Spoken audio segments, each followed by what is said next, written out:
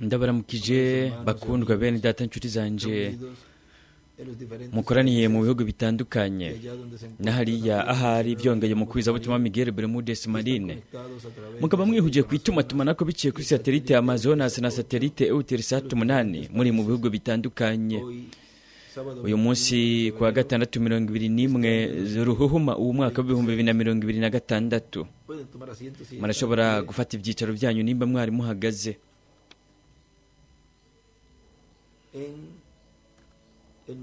Mu butumwa bwiswe ngo ikizigiro kimwe rudende cy'ishengero aho bwavuze 20 Ruhuhuma mu 2000 muri Cayeye Puerto Rico haratubwira hati nuko rero Imana irafise uburyo yategekanije bwo gutangura gutangaza mu buryo bushasha izina ryayo kugira ngo itangure gutangaza izina ryayo mu buryo bushasha kandi uburyo bushasha bw'izina ry'umwami ni izina rishasha. We aratubwira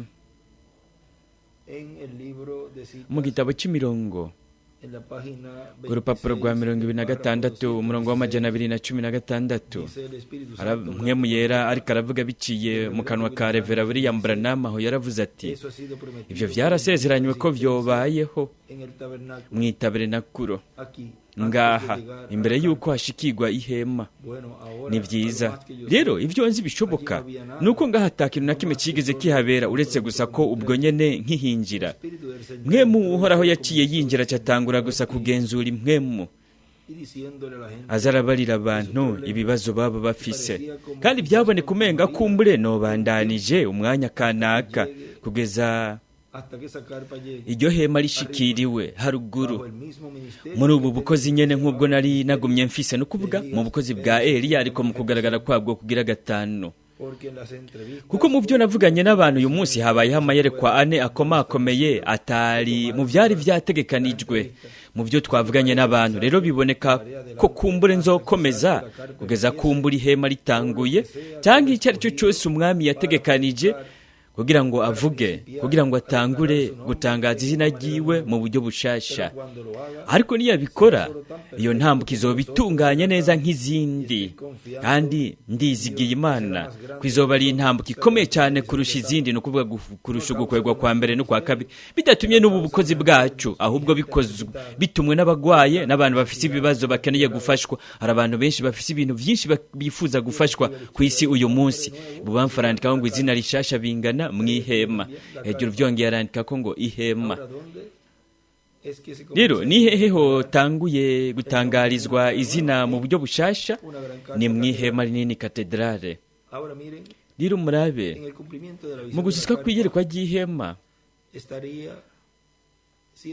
hobaye hariko haragaragarira ibintu byose twabonye mu buryo bw'igice bigaragaye muri Revera William Branham. Ni murabe mu butumwa arabitubwira ko bwavuzwe 2/10 mu 2010 bwiswe ngo Imana yururukanye ububasha kugira ngo irokore abantu bayo. Aravuga ati mu gushyitswa kwiyerekwa ry'ihema mu gushyitswa kugukwegwa kwa gatatu niho ibintu byose twabonye bigaragariye muri Revera William Branham nk'ugukwegwa kwa gatatu aho byari ko bikorwa n'ijambo rirema ririko riravugwa. Ibyo bizokwisubiramwe ariko mu mwuzuro wabyo wose kandi ko kuzoba ari gukwegwa kwa gatatu kandi aho hazoba ari mwihema nini katedrale kandi aho hazoba ari mu gihe hazoba haje gatotezo ariko ntihazoba kurindira ngo harinde gushika gatotezo kugira ngo haheze hubakwe ihema kuko aho byo byamaze kuba bigoye cyane ahubwo hazoza gatotezo gakomeye igihe hazoba hamaze kuba hariho ihema nini katedrale Imana ikaba yamaze kubirikira hakorera.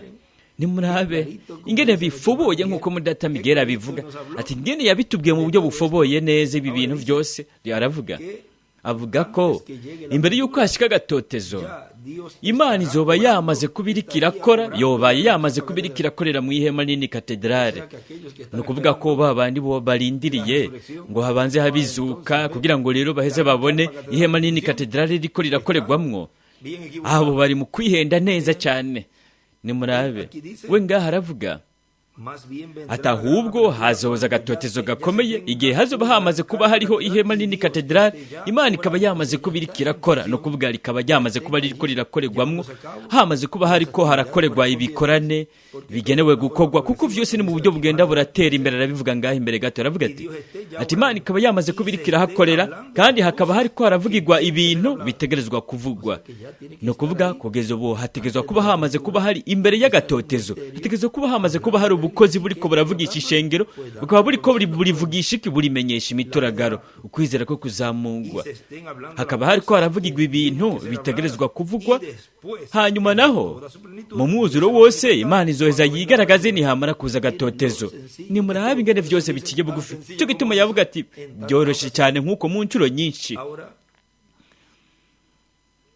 Rero murabe muri ubu butumwa bwiswe ngo ihanga ry'isezerano rishasha, reka tubanze tuburuhuka ubu gatoya tuje mu butumwa bwiswa ngo ihanga ryo mu isezerano rishasha, bavuze 25 z'ukwicenda mu 2006 muri San Salvador, El Salvador. Aravuga ati turiteze ko vuba riba ryiteguye, turiteze ko twoba dufitiye umwami kibanza cyo kukwegwa kwa gatatu kwasezeranywe, turifuza ko Imana yigaragaza nk'uko yabisezeranye. Byongeye birashoboka ko no mu bindi bihugu hoberaho ibikorane muri uko gukwegwa kwa gatatu, naho tutabizi neza, ariko uko gukwegwa kwa gatatu niyo kwagera mu mwuzuro, yego mituzobimenya mu kibanza kanaka gutegezwa kuhatangurira, tanke kuzotangurira mu kibanza Revera William Branham yavuze. Naho igihe we yamara kubona uko gukwegwa kwa gatatu, biboneka ko hari hamaze guhera igihe ibiriko birakogwa nk'uko, kuko nticaba gikorane cya mbere icyo we yararimwo, hari hamaze kuba hariho urutonde rw'ivyo bindi bintu vyose. Nuko rero ivyo vyari vyaramaze kuba byaratanguye mu buryo bugenda buratera imbere. Rero we yisanze ari muri umwe mu iyo minsi y'ivyo bikorane, nimba we yagiye muri kimwe mu ivyo bikorane, kandi ivyo bikaba byari bimaze igihe. Nuko rero ni gute borindira ko hoza umuntu Imana yamaze kujana, intumwa Imana yamaze guhamagara kugira ngo iyo ntumwa ize haheze hatangurura, iyo ntumwa itangurura urugendo, ikoresha ihema, kugira ngo rero muri ubwo bukozi niko twovuga, bavuga ngo numwe ngo azoza uw'Imana yamaze kujana, ngo azoza kugira ngo heza akoreshe ihema. Rero mu ico gikorane ico Mudata Branham yagiyemwo, nuko rero muri kimwe mu ivyo bikorane we yoba ari hari ariko aragendera ubwo bukozi.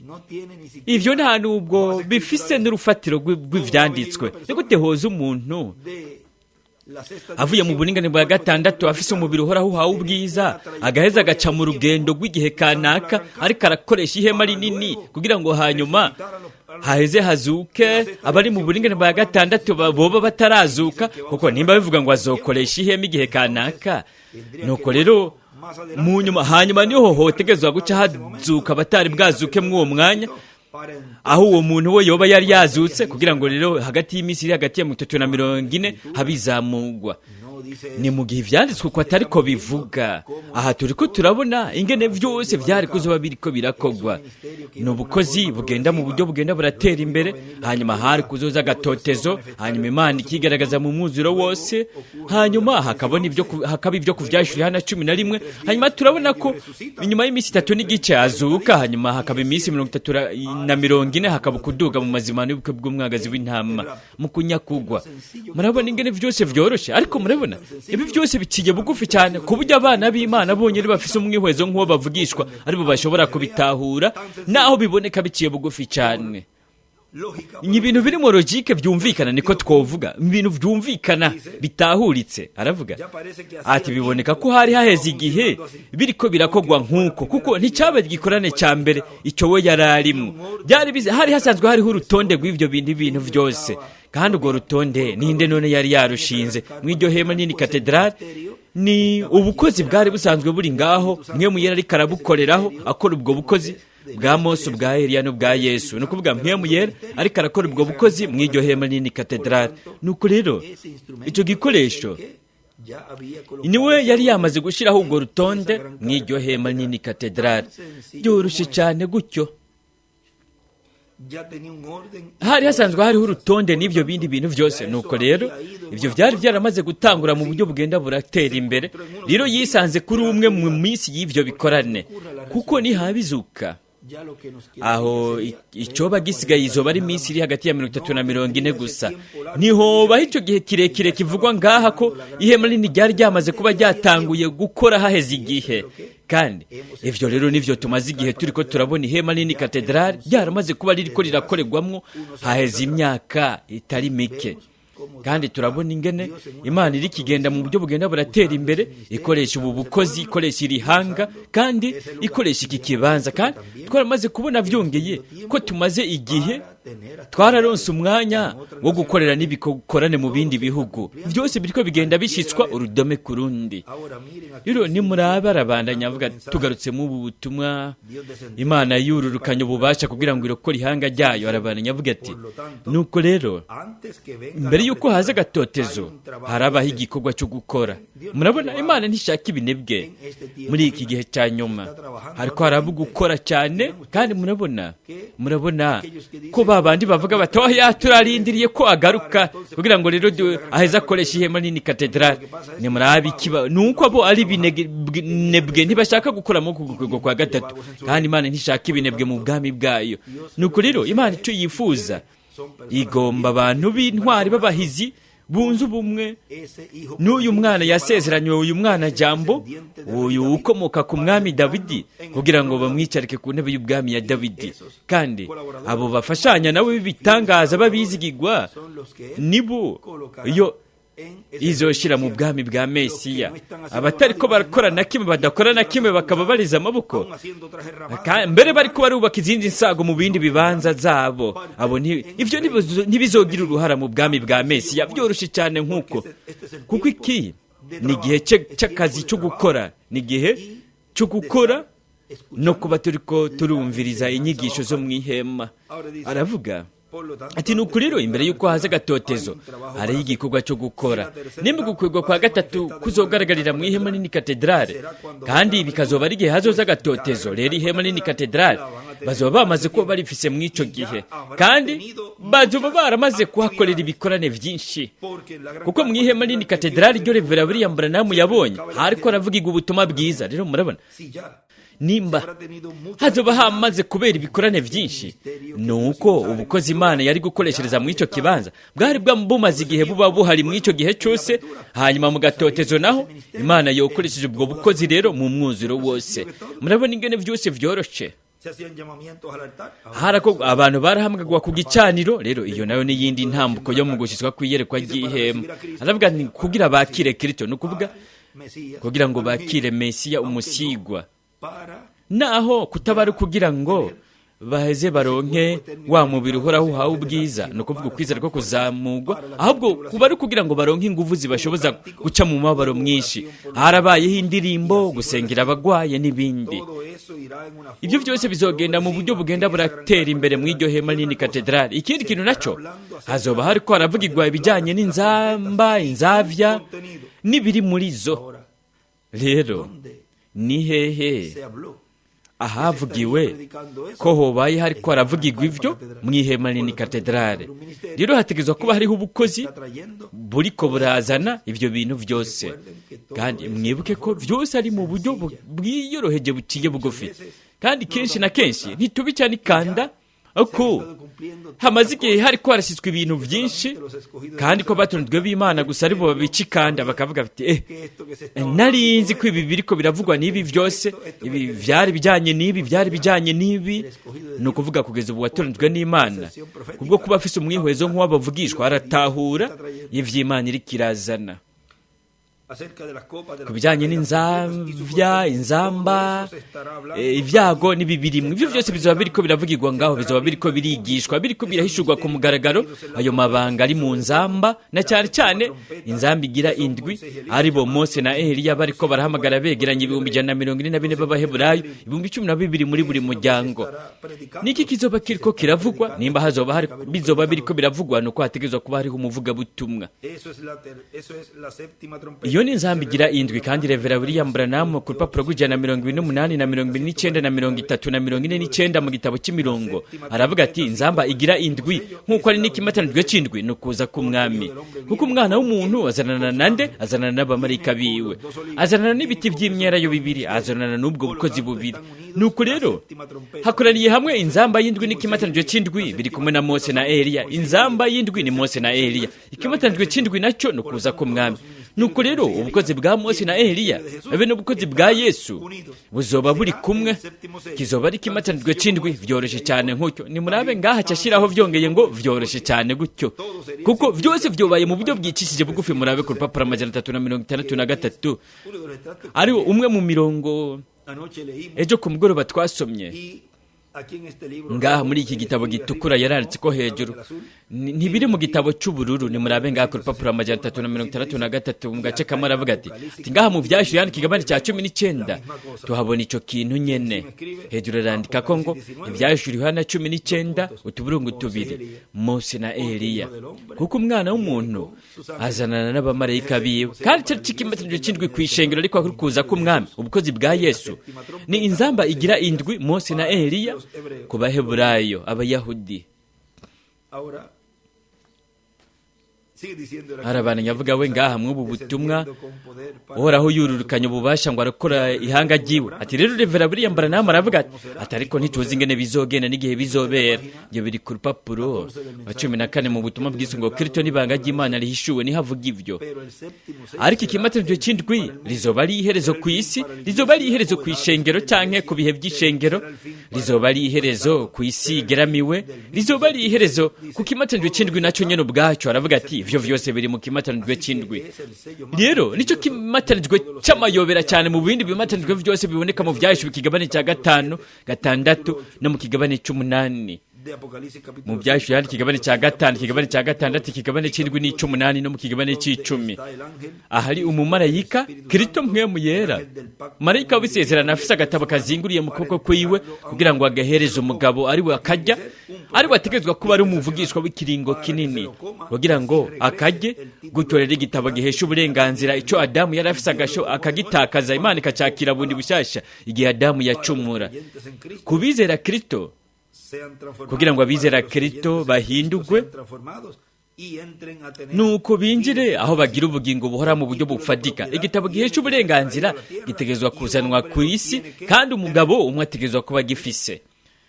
Nimurabe igitabo gihesha uburenganzira nticyoshobora kuba cyaramaze kuba ku isi, Imana igasubiramo gusubira kukijana. Mbega byumvikana gute ko abantu bovuga ikintu nk'icyo? Igitabo gihesha uburenganzira cyaraje ku isi, kandi no kugira ngo kigume kiri mu ntumwa no mu batoranijwe, kugira ngo iyo ntumwa ishobore gukora igikorwa cyo kwisubiza, bakora igikorwa cyo kwisubiza ibyabo. Igitabo gihesha uburenganzira gitegezwa kuza ku isi, kandi umuntu ategezwa kuba gifise. Wazobora mu marayika w'Umwami Yesu Kristo, kandi uwo ni mpwemu yera. Byose biciye bugufi cyane. Uwo Kristo marayika w'isezerano ari wazazanya ku gatabo gahesha uburenganzira niwe agahereza kugira ngo uwo akajye, hanyuma heza avugishwe ivy'amoko menshi, ibihugu vyinshi n'indimi nyinshi. Rero murabona ingene Imana byose iriko irabishyitsa mu buryo bwiyoroheje, kandi we yaratubwiye ko tutabaye maso vyoduciye hejuru. Uguca bugufi kw'ivy'Imana yobaye iriko irashitsa. Rero turabonye ko iryo zina ryobaye ririko riramenyekanishirizwa mu gushitswa kw'iyerekwa ry'ihema. Ni ukuvuga ko Imana iriko iratumenyesha amabanga yayo, iduhishurira ibanga ryatumye haba agacerere mu ijuru, ari ryo ibanga ry'ikimatanijwe cy'indwi, kandi icyo mu kuza kwacu kiza gifite izina rishasha. Kandi Revera William Branham nk'uko twabisomye mu ntango yaravuze ko umwami yotanguye gutangaza izina ryiwe mu buryo bushasha, akabikorera he? Mu ihema nini katedrale. Nuko rero izina ryobaye riri mu iri hema rinini katedrale, izina mu ihema. Kuri jewe ribaye ihigwe rikomeye gushobora kuyaga namwe muri aka kanya kandi tugashimira Imana kubw'ibintu byose yaduhaye nuko bw'ibyo byose izobandanye iduha mu buryo bugenda buratera imbere ukwirikira shitsi ibyo yasezeranye. Imana ibahezagire ibazigame mubandanye mugira umunsi w'umunezero wuzuyemo imigisha y'Imana. Hamwe natwe agaruke bundi bushasha ahari mu kwiza butumwa Miguel Bermudez Marine.